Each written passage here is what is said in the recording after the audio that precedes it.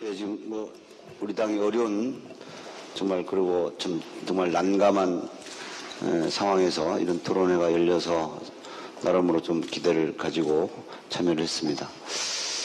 우리 문성근 대표님이 평소에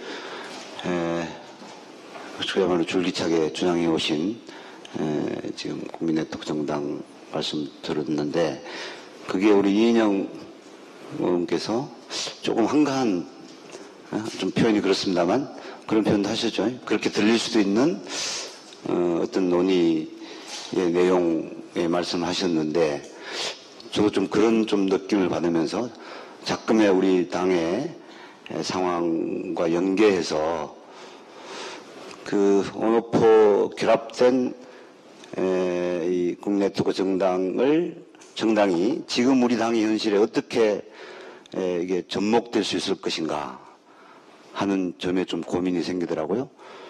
아시다시피 지금 저는 기본적으로 우리 당이 지금 의사결정 시스템이 완전히 붕괴되어 있는 상황이라고 보거든요. 지금 사실상 한 사람이 당의 모든 의사결정을 하든 현실적으로 제도적으로도 그렇고 현실적으로도 그런 상황인데 물론 이것은 앞으로 비상대책위원회의 활동을 통해서 새롭게 이제 마련이 돼야 되겠습니다.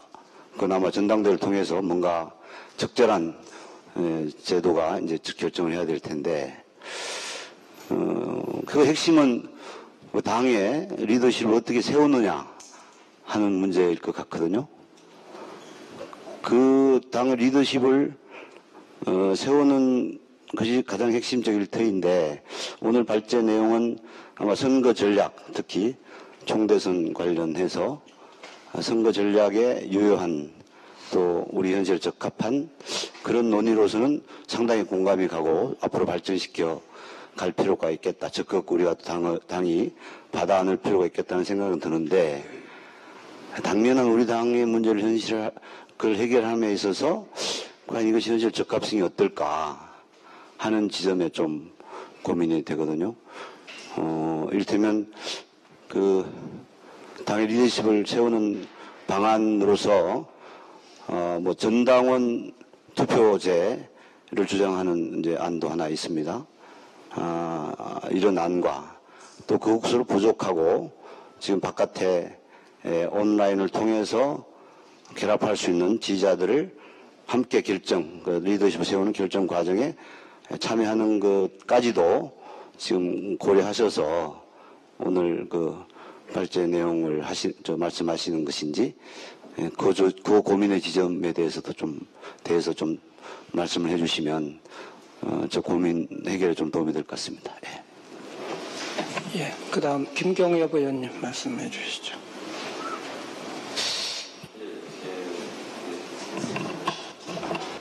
안 되네. 의원님 발제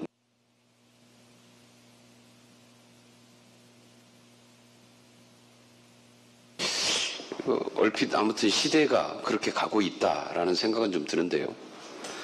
우리 당의 좀 모습을 보면은 오히려 이제 과거에 순수 집단 지도 체제 이래가지고 있을 때 당시에 주인 없는 정당, 개파간 나눠먹기, 이런 얘기 계속 들으면서 그래서 이래서 안 되겠다 그래고 바꾼 게 사실 단일성 집단 지도 체제입니다. 이렇게 바꿔왔잖아요. 그러면 이제 최재성 의원님이 얘기했던 방향하고는 사실 어떻게 보면 거꾸로 간 거거든요. 이게. 이렇게 갈 수밖에 없는, 물론 이유가 있었겠지요.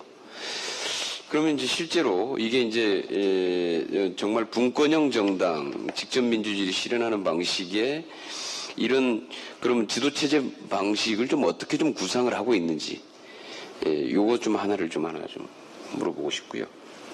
그 다음에 하나는, 국민 네트워크 정당이나, 온오프 정당이나, 개방형 정당이나, 시민 참여형 정당이나 어찌됐든지 쭉 일맥상통한 부분이 있고 오랫동안 우리 당내에서 주장도 해왔고 당연히 그렇게 가야 된다라고 거의 대부분이 생각을 하는데 문제는 아직까지 안 가고 있거나 오히려 거꾸로 계속 왔단 말이죠. 지금 대선 이후에 오히려 지금 계속해서 역행하고 있는 거죠.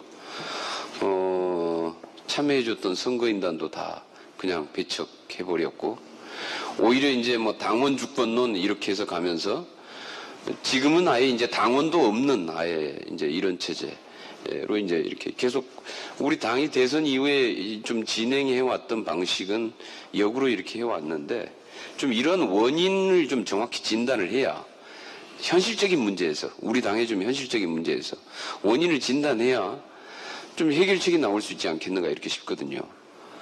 여기에 대한 좀 해결책은 좀 어떻게 생각을 하시는지 우리 유승찬 대표님이 좀 말씀을 해주셔도 좋고, 우리 문성근 대표님도 말씀해 주셔도 좋고. 예, 그렇습니다.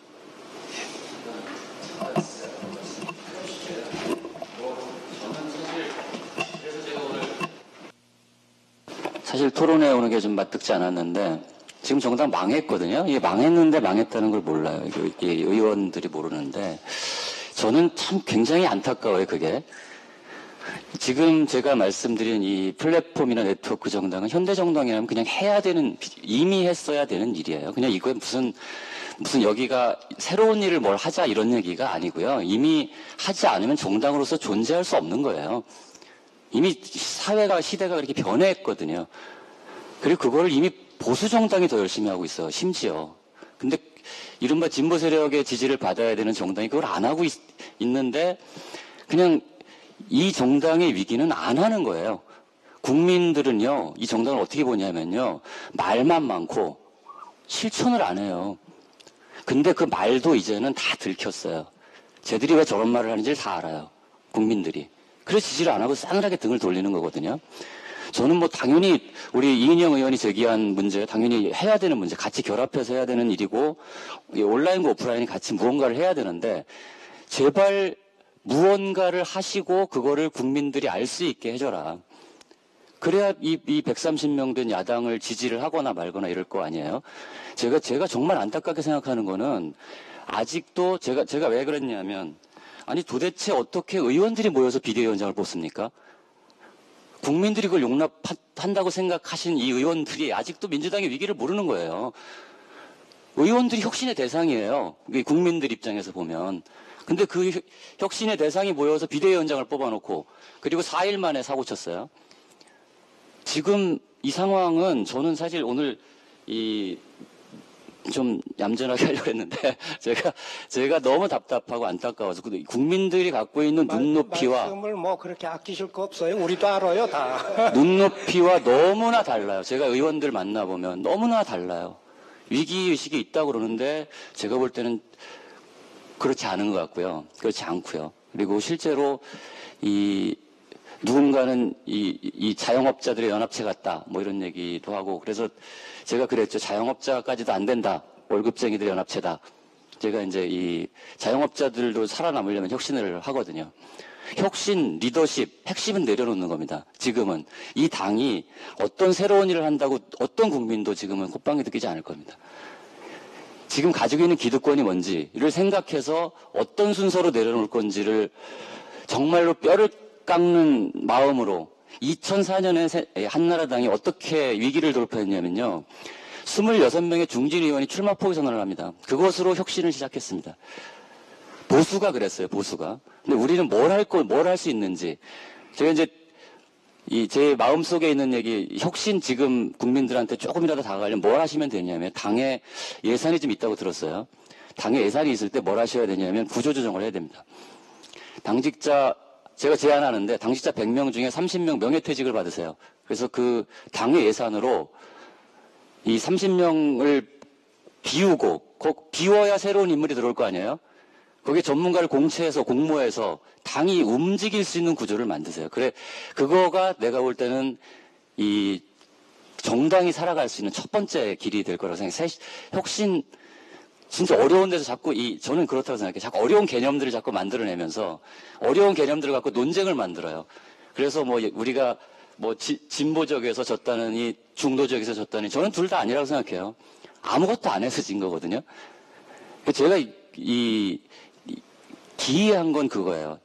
이 정당이 가령 선거에서 이기거나 앞으로 성장하기 위해서 지금 해야 될 가장 중요한 일 중에 하나가 저는 그거라고 봤어요. 박원순은 어떻게 13%를 이겼나? 정몽준이 약한 후보입니까? 그럼 사람들이 다 그냥 감으로 세월호 때문이라고 그래요. 그렇습니까, 정말로? 이거에 대해서 분석해야 승리의 방정식이 나올 거 아니에요? 13%를 이겼다는 얘기는요, 50대들이 압도적으로 박원순을 지지했다는 얘기거든요. 그럼 50대들은 어떻게 박원순을 지지했는지. 사람들이 박근혜를 좋아하는 것 같죠? 절대 안 그렇습니다. 박근혜 정부 좋아하지 않습니다. 좋아하지 않는데 야당을 돌아보니 너무 한심한 겁니다. 그러니까 그 마음의 흐름들을 정말로 제대로 보셔야. 지금 사실 여기는 네트워크 정당 얘기하는 것도 굉장히 호사스러운 얘기입니다. 지금 민주당의 상태에서 아까 이인영 의원도 말씀을 하셨지만 더 급한 문제가 많습니다. 저는 이 지난 의원총회 보고도 깜짝 놀랐어요. 재협상 요구하셨잖아요. 그럼 두 가지가 나와야 된다고 생각해요. 저는 98%의 압도적인 결의로 박영선 의원을 비대위원장으로 뽑았잖아요. 그 위원장이 실수를 했어요. 그럼 박영선 비대위원장을 옹호하는 사람도 있어야 될 거 아니에요. 대중한테 비판을 받더라도. 그렇게 해서 비대위원장 책임 맡겼으면. 그런 의원들 제가 본 적이 없고요. 그리고 문제가 있어서 재협상을 의결했으면 거기에 대한 책임을 물어야 될 거 아니에요. 이게 두 가지가 다 없이 침묵했어요. 이 새정치연합 의원총회 결과를 보면. 근데 이거를 그냥 아무렇지도 않게 생각하죠. 밖에 있는 국민들은 정말 이해를 못해요. 그런 실수를 했으면 책임을 지고 외부에서 비대위원장을 영입하시든가 아니면 불과 4일 만에 일어난 일에 대해서 그래도 이번 한 번 실수를 하셨지만 우리 비대위원장을 지지하겠다고 공개적으로 비대위원장을 보호하고 나서든가 이것이 정상적인 정당의 모습이라고 생각하죠, 국민들은. 근데 그런 데서 그래서 저는 다른 거보다 무언가를 하셔야 된다고 생각해요. 할 수 있는 조직을 만들어야 된다. 실천할 수 있는 조직을 만드는 것이 지금 이 야당이 해야 될 가장 중요한 일이고, 뭐 그런 것에서 반응성을 더 가져가려면 이 네트워크 정당을 구조화해서 이런 직접 민주주의나 이런 실현 가능성들을 이 소통하는 방식을 보다 더 시스템화할 필요가 있다. 그것은 뭐 좀 장기적인 과제일 수도 있고요. 네, 그렇다고 생각합니다.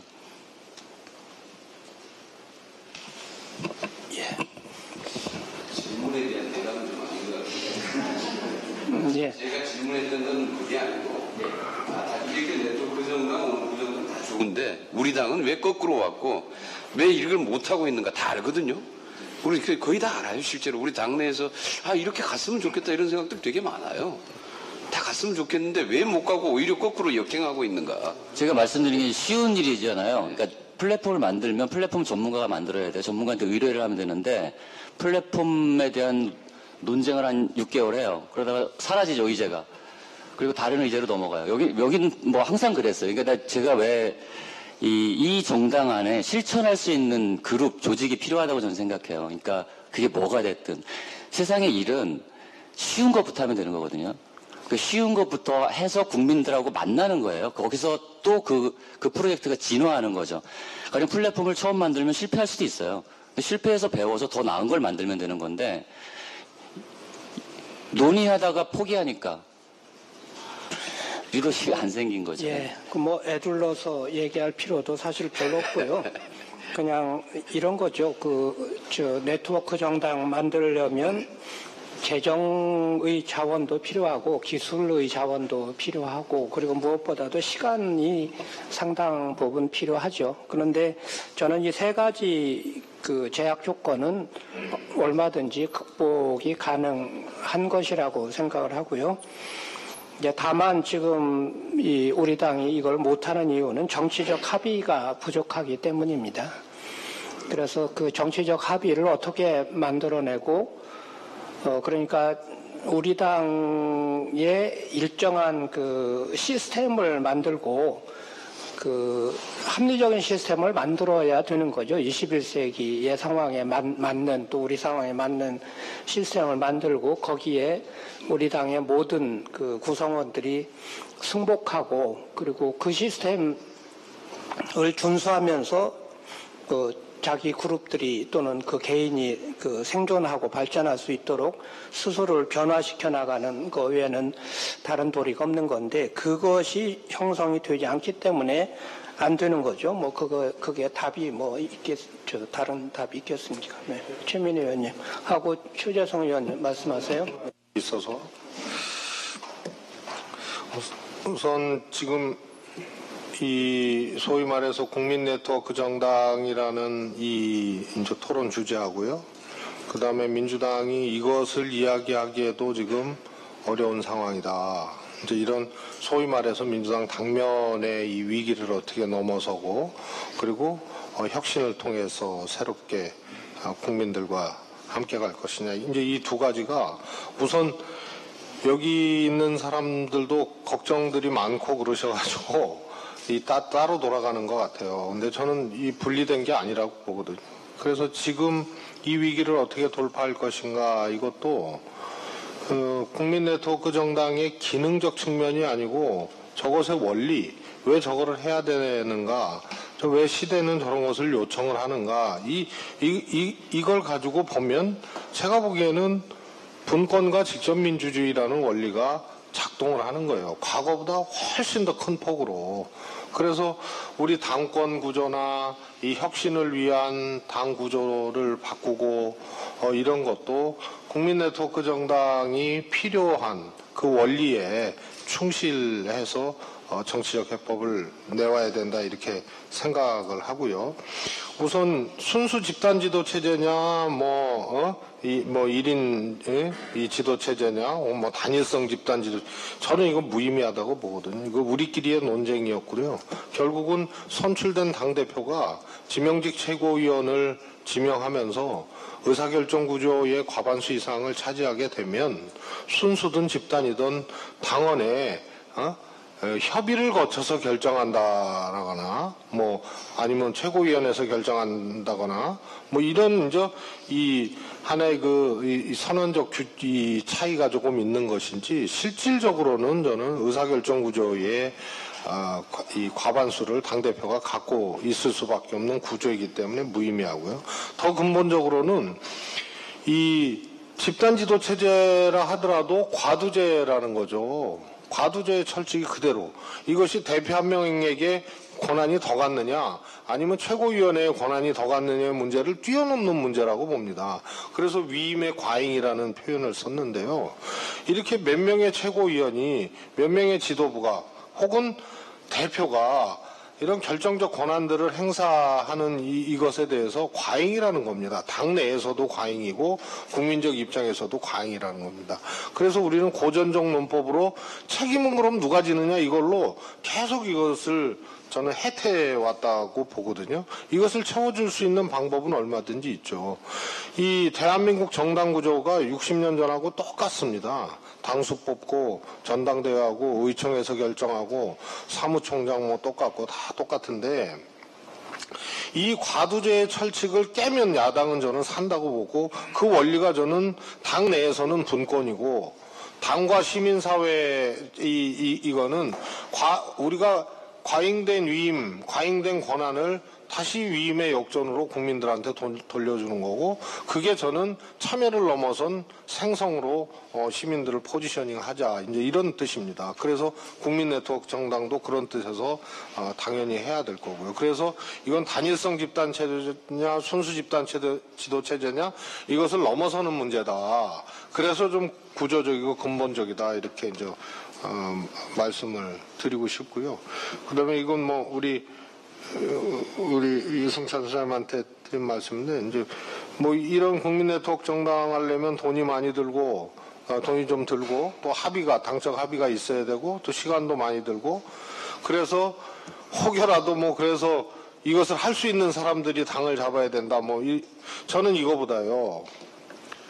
우선은 이것이 유불리의 문제로 해석되어지기 때문에 저는 당 합의가 불가능하다고 봅니다.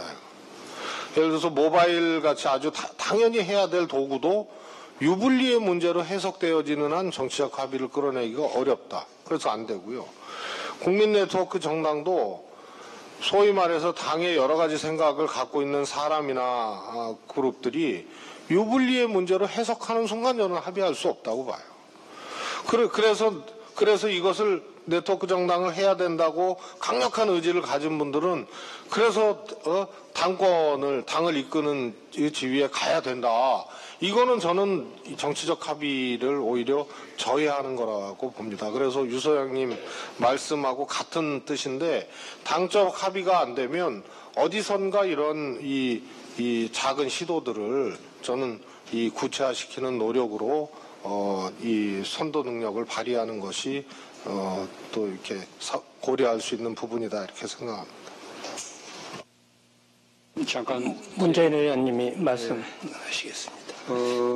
저는 이 문제가 뭐 정치적 합의가 안 돼 있다거나 또는 정치적 합의가 어렵다거나 그렇게 생각하지 않습니다.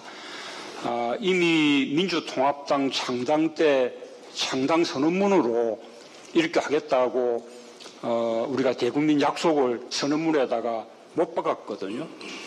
또 제가 지난번 대선 때 제가 공약을 하기도 했고 또 그 당시 안철수 후보하고 새정치 공동 실천서는 그 속에도 중요한 이렇게 정치 혁신 과제로 천명을 했고요. 대선 이후에 그 평가 과정에서 그때 만들어졌던 당혁신위원회에서도 중요한 혁신 과제로 선정했고 또 새정치민주연합으로 합당되고 난 이후에 만들어졌던 또 뭐 혁신위원회입니까? 뭐죠? 또 백승원 변호사가 위원장이 했던 거기서도 또 그 혁신 과제로서 채택했고 그러니까 이미 이 부분은 당 내에서 충분히 논의되어 있고 정치적 합의도 이루었고 대국민 약속도 여러 번 된 것이고 근데 그렇게 해놓고는 정작 그 뒤에 되면 또 닥쳐오는 선거라든지 이런데 이제 또 매몰돼 가지고 우리 유승찬 대표 이야기대로 실천하지 않은 거예요. 또 물론 이제 실천하지 않은 배경 속에는 이것을 개파적인 그 어떤 차원의 유불리 문제로 봐가지고 그렇게 하게 되면 친노에게 유리한 방안이다. 뭐 이런 식으로 조금 하기 싫어하는 세력들도 배경에 저는 있기는 있다고 생각을 합니다. 어쨌든 실천의 문제지 정치적 합의는 이미 돼 있다라는 게 제가 들고 싶은 이야기고 어쨌든 이제 우리 당이 새롭게 이제 태어나야 되는데 이게 다음 총선 전까지 이 새롭게 태어나기 위해서 혁신할 수 있는 그 이제 기회는 이번 비대위 기간 동안 하고 그 다음에 차기 전당대회에서 들어설 집행부의 기간 그 두 번밖에 없는 거 아닙니까? 그런데 여기 이제 국민 네트워크 정당 하려고 그러면 플랫폼을 만든다든지 시간이 많이 영국 노동당의 예를 보더라도 시간이 많이 필요한 것이기 때문에 사실 이제 차기 집행부가 들어서고 난 이후에 시작한다면 저는 좀 시기상 늦다고 봅니다. 그렇다고 본다면 지금 비대위에서 이렇게 이제 실행에 착수되는 것이 가장 바람직하다고 생각을 하고요. 또 비대위가 권한을 다 가지고 있거든요. 이미 비대위가 해야 될 혁신의 과제들에 대해서는 아까 말한 여러 가지 혁신위원회에서 다 혁신 과제들을 선정을 해둔 상태이기 때문에 지금 비대위가 할 수 있는 중요한 혁신 과제만 몇 개 선정해서 실행을 하면 됩니다. 그런 혁신 과제 가운데 정말로 그 우리 당을 새롭게 변화시키고 그 다음에 국민들이 민주당이만 달라졌다라고 체감할 수 있는 가장 이제 절실하면서 중요한 혁신 과제가 바로 이제 이 과제인 거죠. 이렇게 이제 가야만 우리 당의 문제였던 폐쇄적인 정당 구조에서 벗어날 수 있고 또 SNS 시대에 맞지 않는 당원 구조에서 또 우리가 벗어날 수 있고 심지어는 이제 아까 말씀하신 개파 문제나 그 다음에 지도력 세우기 문제 또는 뭐 아까 우리 최 의원님 말씀하셨던 과두제에서 과잉 유입 문제 이런 문제조차도 우리 정당이 이렇게 네트워크 정당으로 개방되면서 광범위한 시민들 참여가 있을 때 비로소 저는 다 해결될 수 있다고 생각을 합니다. 그래서 비대위가 이것을 혁신 과제로 선정하고 그 다음에 이것을 실행할 수 있도록 그에 필요한 당원 당규를 고쳐 나가고 하는 일에 좀 적극적으로 저는 착수할 필요가 있겠다라고 그렇게 이제 생각을 합니다. 약간 이제 우리가 논의에서 해결되어야 될 문제들이 있는데, 우리가 이제 이 문제하고 다른 한편으로, 아까 이제 전당원 투표제 이야기가 나왔는데, 맞아면 당원 중심주의, 지난번 대선 이후에, 이 당원 중심주의라는 게 또 강하게, 우리 당에 가야 될 방향으로 하나 이렇게 좀 천명이 된 바 있었기 때문에 그 문제하고 어떻게 이제 조화를 시키느냐. 저는 그게 충분히 조화된다고 생각합니다. 예를 들면 이제 이렇게 우리가 전당원 투표제든 당원 중심주의 이렇게 하려고 그러면 정말로 이렇게 당원들이 충분히 그 국민들을 대표할 수만큼 지역적으로 고루 분포가 되고 또 충분한 숫자가 확보돼야 되거든요.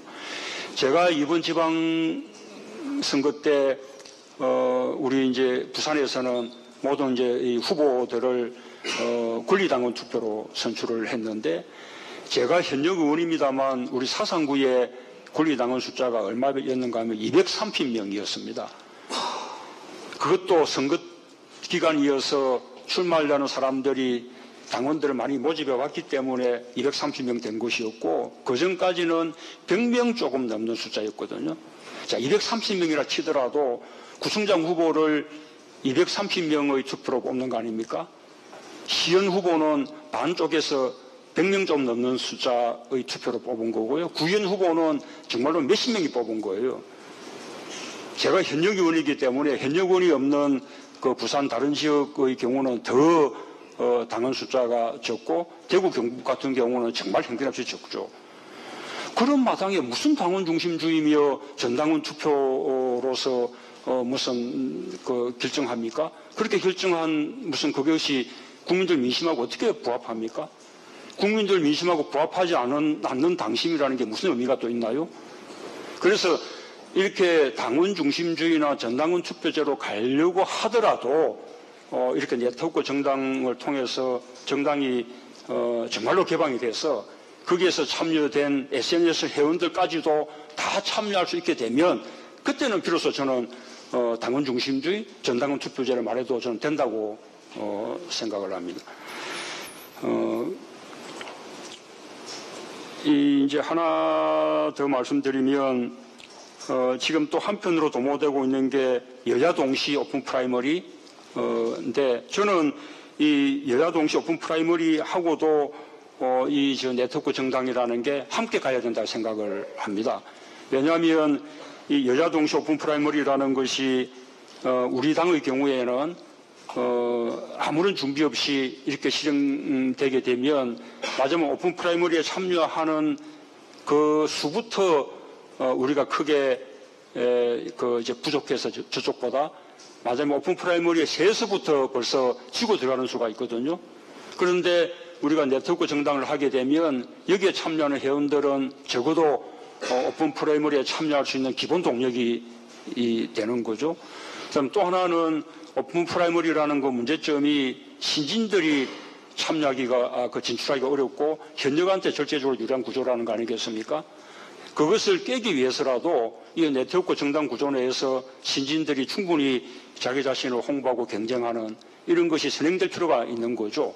그래서 저는 이렇게 그 여야 동시 오픈 프라이머리조차도 요 국민 네트워크 정당이 전제돼야 비로소 제대로 건강하게 될 수 있다고 생각을 하고요. 이제 하나만 더 이제 제안하자면, 요 네트워크 정당은 우리끼리만 한다고 해서 되는 것이 아니고, 거기에 호응해서 외부에서 시민들이 참여해 줘야만 가능한 것이거든요. 그러면 이제 우리가 이 해나감과 함께 바깥에서 시민들의 참여 운동, 우리가 참여해서 야당을 제대로 만들어내자, 이런 식의 참여 운동이 필요한 거죠. 그런데 이제 그렇게 준비되어 나가야 되는데, 시간상으로 플랫폼으로 바로 가려고 그러면 꽤 준비하는데 시간이 필요한 거 아닙니까? 그렇다면 중간 과정으로 지금 새누리당이 지금 이제 한다고 하듯이 크레이지 파티 같은 그런 이제 모바일 정당의 이제 과정을 거쳐서 플랫폼 정당으로 가는 것이 좀 좋은 방법 아닌가. 지난번에 우리 당의 SNS 위원회 에서 밝힌 바에 의하면 이미 지금 우리 당에서도 이 모바일 플랫폼을 우리가 지금 구상하는 플랫폼보다는 기능이 못합니다만 그러나 앱 차원보다 넘어서는 플랫폼을 지금 개발했다고 하는 것이거든요. 그것을 제대로 활용하면 이렇게 모바일 정당을 거쳐서 플랫폼으로 나아가는 그것도 가능하다고 생각해서 제안을 드리고 싶습니다. 네, 문재인 의원께서 여러 가지 중요한 말씀을 많이 해주셨습니다. 다음은 최민희 의원님 말씀하시겠습니다. 이제 이 토론회를 할 때는 사실은 이 격변의 사태가 아직 터지기 전입니다. 근데 예견되어 있었죠. 이게 새특법이 관철이 어렵다는 건 알고 있었어요. 근데 그런 파동이 있다고 이 토론회를 안 할 수는 없었습니다. 이것도 되게 중요한 것이고요. 그 다음에 유승찬 대표에게 대단히 죄송하게 생각하는 게요. 저하고 이 토론회와 비슷한 거를 한 게 오늘로 4번째예요. 그래서 이번에 토론회를 하면서는 진짜 해야 되겠다 이렇게 생각을 하고 시작을 했습니다. 그래서 그 토론을 공동 주최하는 의원들도 옛날처럼 하지 않고 확장을 시켜본 것이고요. 그 다음에 저는 이 과정을 계속 지켜보았고 때로는 그 평가위원회와 소위원회에 들어가서 반대 입장의 사람과 싸워도 보았습니다. 근데 겉으로 드러나는 건 좀 아까 문재인 의원께서 말씀하신 대로 다 합의하고 동의했고 때로는 당원 중심주의하고 이게 양립할 수 없는 것을 양립하기도 했습니다. 그게 다 그러니까 그 대선 때 하신 거 외에 이제 그 이후의 과정은 사실은 국민 네트워크를 하려고 한 게 아니라 당원 중심주의로 가는데 디스플레이로 했던 거였다고 생각을 합니다. 그래서 저는 좀 아까 최재성 의원님이 잠깐 말씀하셨는데 제가 지켜본 바에 따르면 헤게모니적 접근으로 모든 것을 하려고 하기 때문에 당이 이거 이루어지지 않았다고 저는 생각합니다. 그래서 거꾸로 헤게모니적 접근으로 앞으로 또 하려고 그러면 저는 실패할 거라고 감히 단언할 수 있습니다. 그래서 제가 지켜본 한 3년 동안의 이 과정은 이 당은 정치가 실종돼서 반대되는 생각을 가진 사람들이 토론회에 나와서 싸우지만 그 토론의 내용을 가지고 정말 그 사적으로 만나서 간극을 좁히기 위한 노력을 절대로 하지 않는다. 이게 제가 느끼는 가장 큰 문제이고요. 지금 국민의 마음 하시는데 저는 유승찬 대표 얘기를 본능적으로 다 이해하고 사실은 너무 위기의식이 커서 어떤 때 막 그 광화문에서 그 앞에서 노골적으로 당하고 거리 시민한테 당하면서 막 머리가 어지러워진 적이 있어서 그거 다 그리고 저보다 더 정치 고수인 재선 3선 의원들은 더 이해하실 거다. 예, 이렇게 생각합니다. 근데 그 전에 국민의 마음 수렴할 생각하기 전에 같은 당에서 일하는 의원들을 설득해 나가는 과정이 있었나부터 저는 이번 토론회를 준비하면서 무지하게 반성했습니다. 그래서 이 다음 토론회는 다른 형식으로 자리를 마련할 수 있다면 예를 들면 오프의 중요성을 계속 강조했던 분들과 가능한 빠른 시기에 이런 자리를 마련할 수 있다면 저는 한 발 더 가는 거다. 이게 진전하는 거다. 이런 생각을 했고요. 제 마음속에도 내려놓는다는 얘기를 가장 좋아하는 사람 중에 하나였는데 이거를 실현하는 과정에서 저와 혹은 저와 가까운 분들이 얼마나 내려놓아야 될지 모르겠다. 정말 이거는 구체적인 표현을 하기 어렵습니다만 아까 최재성 의원님도 비슷한 고민을 한 것 같아요. 그래서 이번엔 진짜 실현해야 산다, 이 당이. 그래서 이게 좀 이렇게 구체화해 나가겠다, 앞으로. 네, 그래서 이번엔 꼭 하지 않으면 전 진짜 큰일 날 것 같다. 이제 6시가 되어서요. 이제 길게 할 수는 없을 것 같은데. 제가 마무리 하실 것 같으니까 그냥 한 가지. 잠깐만요. 이쪽에 일반 그 참여자들 말씀을 좀 하실 분이 있으면 해주시고, 해주시면 좋겠고요. 우선 이인영 의원님 먼저 말씀하시죠. 마무리할 때가 된 것 같아서요. 이런 이야기 하는 게 조금 한가하게 보일 것 같아서 웬만하면 말씀 안 드리려고 그랬는데, 다른 측면에서 그동안 우리가 이렇게 오픈 프라이머리를 했던, 아니면 SNS 그것에 더 전진된 형태로서 SNS 정당에 대한 시도를 했던, 이렇게 안 해본 과정들은 아니에요. 그런데 이제 들어왔던 분들이 나가시잖아요. 오래 머물지 않고. 그건 이제 1차적으로는 민주당이나 새정치민주연합이 잘못해서 떠나신 거다, 이렇게 진단은 하자고요. 그런데 그분들이 다른 한편에서 항상적으로 머물러야지만 안정화될 수 있는 거잖아요. 당원이라는 게, 당이. 근데 그 부분들에 대한 고민 때문에 저는 문성근 선배가 반표 내지는 별도의 어떤 형태로 존립하는 당원 이런 식으로 말씀하신 거라고 생각을 해요. 근데 사실은 저는 그런 거보다 더 안정적인 당원이 있어야 된다, 당에는. 그게 당의 활동가로 있던, 아니면 어떤 형태로 있던 간에 훨씬 더 안정적인 당원의 구조들, 핵심적인 구조들, 이런 것들이 있어야 된다, 이렇게 생각해요. 그게 뭐냐? 이런 것들을 잡아내지 못하면 또 이렇게 들어왔다 나왔다 이런 건 언제든지 있을 수 있는 거라고 생각해요, 저는. 그게 우리가 잘해도 그럴 수 있다고 생각해요. 잘하면은 좀 덜 하겠지만, 잘해도 저는 그런 게 있을 수 있다고 생각하고, 그게 지난날의 정당 시스템하고 지금 혹은 미래의 정당 시스템이 다른 모습 중에 하나일 거다, 이렇게도 생각해요. 그러니까 이제 꽁 잡는 게 매라고, 이 당의 핵심 구조들, 미국처럼 정당 활동가의 형태로 있던, 아니면은 유럽처럼 당비 딱 내는 그 진성당원의 형태로 있던, 무엇으로 그걸 만들 거냐, 이게 사실은 굉장히 중요한 얘기다. 이제 그게 그 지구당이든 아니면 이렇게 중앙당이든 그것의 핵심으로 바뀌든, 아니면 주변에 강력한 그 지지층으로 결속돼 있던 어떤 형태로든 있어야지 되는 거 아니냐. 이제 이런 점들은 굉장히 중요하지 않나요, 이거죠. 여기서 이제 더 얘기하면 조금 한가하게 될 것 같아서 더 얘기는 못 하겠는데, 그런 점들도 좀 고려하셔서 SNS 정당이나 온오프 정당을 좀 얘기해 주시면 좋겠다, 이런. 당의 그 핵심적인 기관 조직 말씀을 하셨고요. 네. 문성근.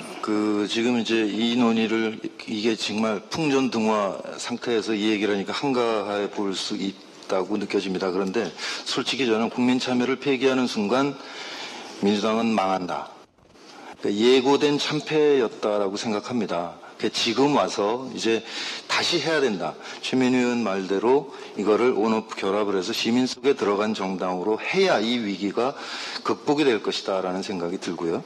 그다음에 당원 중심이냐 시민 참여 중심이냐, 이거는 이게 꼭 상대 개념은 아니라고 생각합니다. 그러니까 미국 경우에 오픈 프라이머리 해서 참여하는 시민들이 있는데, 시민 자신이 시민이라고 생각하고, 당은 그 사람들을 당원이라고 생각해요. 그러니까 입당을 강요하지 않고 가치 지향을 같이 한다면 그분들께 의결권을 주면 된다는 거죠. 그러니까 전당원 투표가 어렵지 않다는 거예요. 그러니까 전당원이라는 대상이 권리당원이냐, 아니면 국민선거인단을 포함하는 거냐, 그 개념이거든요. 그러니까 이건 충돌하지 않는다. 열면 된다. 그런 생각인 거고요. 그 다음에 이제 당과 이 플랫폼의 접목에 대한 얘기를 하셨는데요. 그거는 사실 저는 3월달 발제에는 좀 많이 들어가 있습니다. 근데 오늘은 10분만 줬기 때문에 다 생략한 건데, 지금 이은영 의원이 얘기한 노동 중심이라든지 또는 그 가치 중심의 그 움직임이 있어야 된다는 얘기를 하셨는데, 이를테면 캠페인 플랫폼에서 을지로위원회 같은 사안들이 벌어지면, 지금은 그 굉장히 좋은 일을 많이 하고 해결을 많이 했건만 당의 자사로는 남질 않잖아요. 그러니까 그 캠페인 사이트 안에서 플랫폼 안에서 해결된 부분은 그 안에 누적이 되고 정책 생산 사이트 플랫폼에서 이를테면 직능별로 또는 아까 얘기한 계급별로 세대별로 다양한 네트워크가 형성되면서 당 경우에는 국회가 결국 대의하는 데니까 그 국회 상임위별로 자기 관할 그 캠페인이 벌어지거나 자기 관할 정책이 논의되고 있으면 그것을 의원들이 멘토로 참여해서 시민과 계속 소통하면서 정책화 해나가면, 입안까지 해나가면 이게 접점이 된다는 거죠. 그러니까 그런 부분은 지금 유승찬 대표가 아까 민주당 혁신을 위한 주요 과제, 그래서 여러 가지 교육도 있고 또 빅데이터 분석국이 만들어져야 되고 등등 이런 부분들이 그 아까 말씀드린 4개 플랫폼 안에 다 들어가 있는 거죠. 기능 안에. 말씀을 생략했다는 것 뿐이고요. 그러니까 정책 생산 플랫폼 경우에 특히나 우리 경우에 노조 조직률이 10%가 안 되지 않습니까? 특히 비정규직은 꼼짝할 수 없거든요. 그러니까 이 안에 그 금속 관련 비정규직 분들이 정책에 대한, 노동에 대한 제안이 들어오고 토론이 벌어지고 그러면서 그 안에서 네트워크가 만들어지면 그것이 힘이 된다는 거죠. 이 안에 노조 조직화 운동도 하고요. 그다음에 그 누적된 DB가 지역 커뮤니티 안에서 조직화가 되면 그 안에서 시민 정치학교도 가능한 것이고 이인영 의원 얘기한 협동조합이나 사회적 기업이나 마을 만들기나 이런 것들이 다 가능해진다. 이제 그런 것에 이제 플랫폼을 말씀을 드린 겁니다. 그다음에 이제 왜 이게 안 됐느냐 아까 이제 여러분들이 말씀하셨는데 사실은 민주통합당이 만들어진 게 2011년 12월이지 않습니까? 그 즉시 한나라당은 뭘 했냐면 친이와 친박이 갈등을 벌이고 있는 정당에서 느닷없이 당권 대권 분리 기한도 어기면서 박근혜 의원을 비대위원장으로 옹립해서 공천 독재권을 줬잖아요. 그 순간 우린 진 거거든요. 근데 그 당시에 민주통합당이 만들어졌을 때 잠시 동안 우리가 정당 지도가 8%를 앞선 적이 있습니다. 공천하면서 꼭 꼬꾸라졌는데 그 지점이 뭐였냐는 거죠.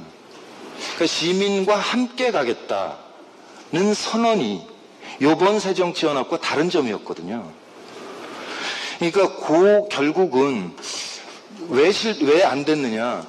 이게 2010년 12월에만 됐더라면 합의가 그런 플랫폼을 형성해서 한 1년쯤 작동한 상태면 이 안에 50만 또는 100만 명 정도가 모여 있으면 그러면 경선이 자연스럽게 될 거 아니에요? 근데 그게 안 되고 막바로 1월 15일 전대했죠. 4.11 총선했죠. 6.9 전당대회 했죠. 대선 후보 경선 들어갔어요. 그러니까 이 선거 일정에 쫓겨가지고 이 플랫폼을 형성하지 못한 채 모여있는 시민은 없는데 국민선거인단은 없는데 경선은 해야 되니까 모든 총선 후보들이 경선한 후보들은 이가 갈리는 거죠. 이놈에게. 그 정서적인 거부감이 엄청나게 컸다. 그러니까 지금 앞으로도 마찬가지라는 거예요. 지난번엔 통합이 늦어서서 실패했다. 그럼 앞으로는 어떻게 할 거냐? 그러니까 만드는데 6개월. 아직 이제 기획도 안 끝났는데 기획 끝나고 전문가들이 설계 개발하는데 6개월이 걸린단 말이죠. 그다음에 1년은 작동해야 동력이 붙을 거 아니에요. 그럼 1년 반 정도를 놓고 본다면 지금 하지 않으면 또 안 된다. 그 얘기입니다. 시간이 많이 지났습니다. 혹시 더 보태실 말씀이 없으시면 이제 정리를 하려고 합니다.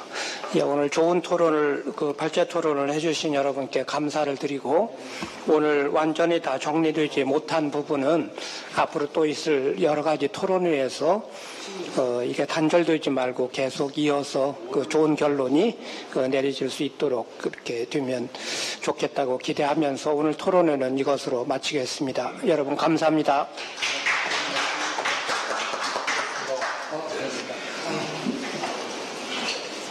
아이고.